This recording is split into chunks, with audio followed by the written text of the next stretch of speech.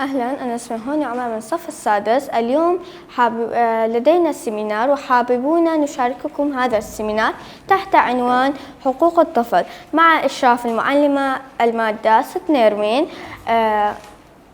اتفاقية حقوق الطفل في عام 1989 صدرت عن الأمم المتحدة في نيويورك عن اتفاقية حقوق الطفل. تنص هذه الاتفاقية على حق الطفل في الحفاظ على هويته بما في ذلك جنسيته واسمه وصلاته وعائلته، أي أن يجب على هذا الطفل في افتخار بهويته الذي يمتلكها بأي بلد كان.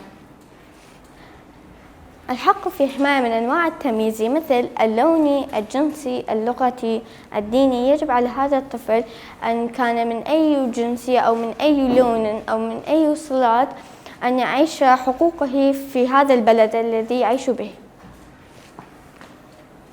حق الطفل المعوق عقليا أو جسديا بحياة كاملة وكريمة، أي أن يجب على هذا الطفل من ذوي الاحتياجات الخاصة يكون مثل أي طفل كان.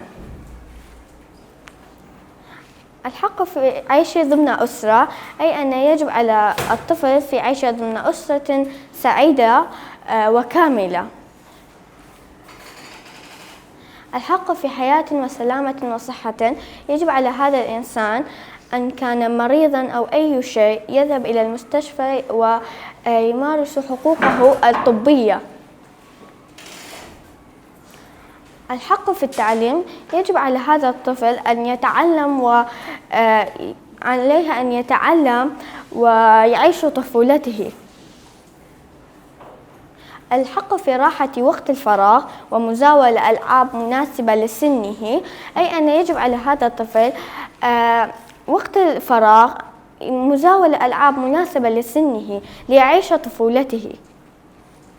الحق في التعبير وبداء الرأي، يجب على هذا الطفل أن الوالدين عليهم أن يحملون مسؤولية، يحسسون الطفل أنه شخص كبير ويحملونه المسؤولية ويأخذون رأيهم بأبسط أشياء البيت.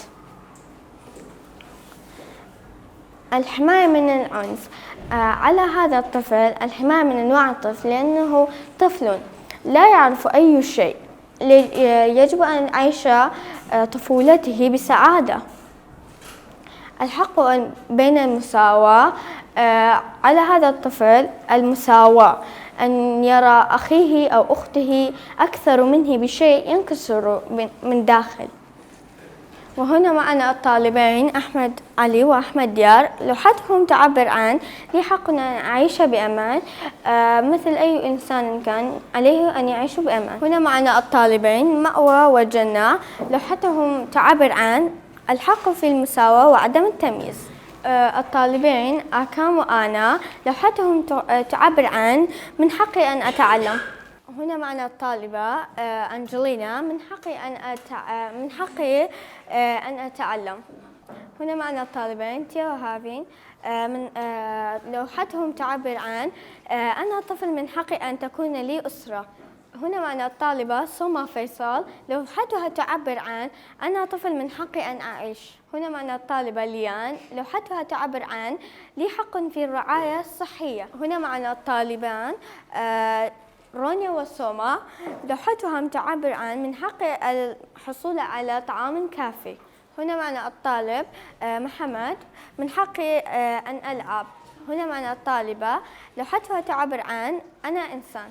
هنا معنا الطالبة آفان. لوحتها تعبر عن لي حق الحماية من العنف الأسري.